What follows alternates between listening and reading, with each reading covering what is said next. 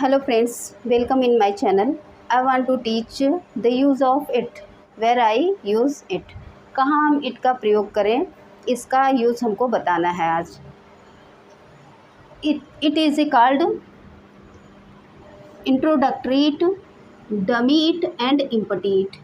यह क्यों इसको जो है इंट्रोडक्टरी इट कहा जाता है, डमी इट कहा जाता है एंड इम्पटी इट कहा जाता है? बिकॉज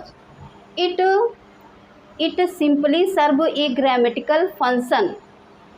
ये जो है सिर्फ ग्रामेटिकल फंक्शन को मेंटेन करता है, इसका अपना कोई मतलब सेंटेंस में नहीं होता है. जब इट का प्रयोग हम इंट्रोडक्टरी, डमी और इम्पटी के लिए करते हैं. डमी मतलब ये होता है कि पुतला खड़ा हो जाना, उसका अपना कोई अर्थ मत होना. और इंट्रोडक्टरी मीन्स होता है कि सिर्फ वो परिचय के लिए यूज़ हुआ हो. और इम्पटी यूज़ में मतलब होता है कि वो खाली खाली है, उसका कोई यूज़ नहीं है, बस वो सेंटेंस को मेंटेन करने के लिए, ग्रामेटिकल फंक्शन को मेंटेन करने के लिए इट का प्रयोग हुआ है. जैसे फॉर एग्जांपल हम कह रहे हैं कि जो है इट इज़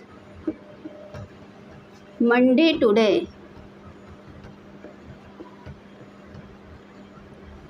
यहाँ जो है आज मंडे है, लेकिन यहाँ इट का कोई मतलब है? कोई मतलब नहीं है. इट का मतलब जबकि यह होता है, लेकिन जब ये डमी, इंट्रोडक्टरी और इम्पटी यूज़ में होता है तो इट का कोई अपना वहाँ मतलब नहीं होता है. इसलिए हम यहाँ जो है सिर्फ ग्रामेटिकल सेंटेंस को सही करने के लिए हम इट का प्रयोग करते हैं, ताकि हमारा ग्रामेटिकल फंक्शन सही रहे, हमारा सिंटैक्स ऑर्डर सही रहे, हमारा सेंटेंस सही रहे. इसलिए हम इट का प्रयोग करते हैं. इट का प्रयोग जब 5 सेंस में किया जाता है तो वहाँ स्पेशली इंट्रोडक्टरी और डमी के ही रूप में किया जाता है. वो 5 कौन कौन से हैं बता रहे हैं. यहाँ देखिए आप लोग. It is a use for day, day के लिए. It is a use for date, date के लिए. It is a use for distance, distance के लिए. It is a use for time. It is a use for natural phenomena, natural phenomena. Phenomena means natural phenomena के अंतर्गत क्या आता है? Weather आता है,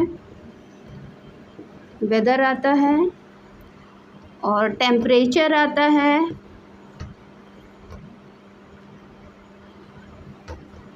टेम्परेचर etc.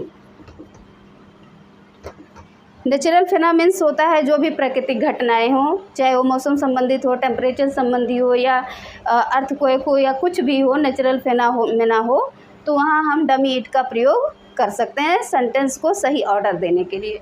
ऐसे हम जो है इट का प्रयोग डे के लिए करते हैं. जैसे it is A Monday today, it is A Sunday today, it is A Tuesday today. तो ये डे के लिए डमी इट का प्रयोग करते हैं. फिर डेट बताने के लिए हम इट का यूज़ करते हैं. जैसे it is A 27 February, it is A 27 February today. आज जो है यहाँ डेट का प्रयोग करते हैं. डिस्टेंस में कब इसका यूज़ होता है? डिस्टेंस जैसे हमको बताना हुआ कि it is a 10 miles away to go. It is a 10 miles, it is 10 miles to go now, to go now. अभी मुझे जो है 10 मील्स जाना है. तो यहाँ क्या काम किया है? डिस्टेंस बताने का. यहाँ इट किसके लिए यूज़ हुआ? डिस्टेंस के लिए. फिर नेक्स्ट है इट का प्रयोग हम टाइम बताने के लिए करते हैं. यहाँ हम कभी दिस का प्रयोग नहीं कर सकते हैं. यह के लिए कभी हम दिस का प्रयोग नहीं कर सकते हैं कि हम यहाँ दिस का प्रयोग कर सकें, क्योंकि जो है यहाँ यह नहीं सेंस आ रहा है. ये सिर्फ जो है ग्रामेटिकल सेंटेंस को मेंटेन करने के लिए इट लगाया जाता है, वो भी डे, डेट, डिस्टेंस, टाइम और नेचुरल फेनामेना बताने के लिए. नेक्स्ट है टाइम. टाइम क्या हो रहा है? जैसे it is A 2 PM today. अभी जो है 2 बज रहे हैं. PM और AM मॉर्निंग के लिए और PM. तो जो है ये PM AM जब भी हम टाइम बताएं तो वो टाइम के लिए हम इट का प्रयोग कर सकते हैं. नेक्स्ट है ये इट का प्रयोग नेचुरल फेनामिना के लिए यूज़ होता है। नेचुरल फेनामिना मीन्स जो है मौसम संबंधी कोई घटनाएं हो तो उसका कर्ता जो होता है, सब्जेक्ट जो होता है वो इट होता है। हम यहाँ कभी भी दिस का प्रयोग नेचुरल फेनामिना आए तो हम जो है दिस का प्रयोग नहीं करेंगे, इट का प्रयोग करेंगे। जैसे टेम्परेचर आ गया कि जो है आज जो है 32 टेम्परेचर है, तो it is A 23 Celsius today. तो हम टेम्परेचर को बताने के लिए सब्जेक्ट क्या यूज़ करते हैं, इट यूज़ करते हैं। तो कभी भी इट का जो एज ए सब्जेक्ट काम करता है ये 5 चीज़ों के लिए करता है, और यहाँ इसका इस इट को डमी इट बोला जाता है। डमी इट, इसका रीज़न यही है डमी इट का, क्योंकि जो है ये अपना एक पुतले की तरह खड़ा होता है, ये कोई सक्रिय कर्ता नहीं होता है, इसीलिए इसे डमी इट बोलते हैं, या इंट्रोडक्टरी बोल देते हैं, क्योंकि ये सिर्फ वो परिचय दिया जाता है, इसलिए इसको इंट्रोडक्टरी बोलते हैं। इम्पटी मीन्स बोलते हैं कि ये खाली खाली ऐसे ही रहता है, इसका अपना कोई अर्थ नहीं है, इसलिए इसको हम इम्पटी बोलते हैं। नेक्स्ट एक आता है जब जो है इट का प्रयोग उसके अर्थ में किया जाता है दिस के, जब इट का प्रयोग यह के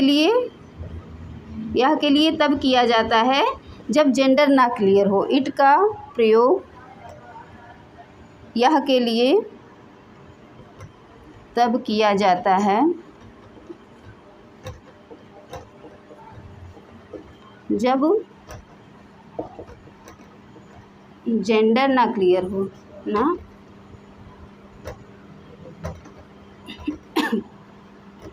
क्लियर हो। इट का प्रयोग कब यह होता है, जब हमको जेंडर बताना हो, तब इट का प्रयोग यह होता है। यहाँ डमी नहीं काम करता है, यहाँ इट का सेंस ही यह होता है। इट का प्रयोग तब किया जाता है जब जेंडर क्लियर ना हो, तब वहाँ इट का अर्थ आप लोग को बताया गया है कि यह होता है, तब वहाँ इट का प्रयोग यह होता है। जैसे it is a baby boy, it is baby, it is baby. अब बेबी में बॉय है या गर्ल है ये कंफर्म नहीं है, it is not clear, it is a baby boy और it is a baby girl. तो हम यहाँ जब जेंडर क्लियर नहीं होता है तो हम यहाँ जो है इट का प्रयोग करते हैं एज ए सब्जेक्ट। यहाँ इसका मतलब यह होगा, यहाँ ये डमी और इंट्रोडक्टरी का काम करेगा, लेकिन डमी का काम नहीं करेगा, क्योंकि यहाँ अपना ये अर्थ रख रहा है इट, यह एक बेबी है। नेक्स्ट इट का प्रयोग जो है नाउन फ्रेज में एज ए सब्जेक्ट किया जाता है, और क्लॉज में एज ए सब्जेक्ट यह के रूप में किया जाता है, और इन्फिनेटिव में किया जाता है। It as a subject, as a subject, noun phrase,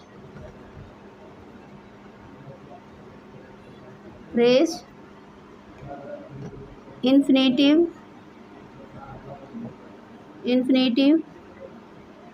and clause.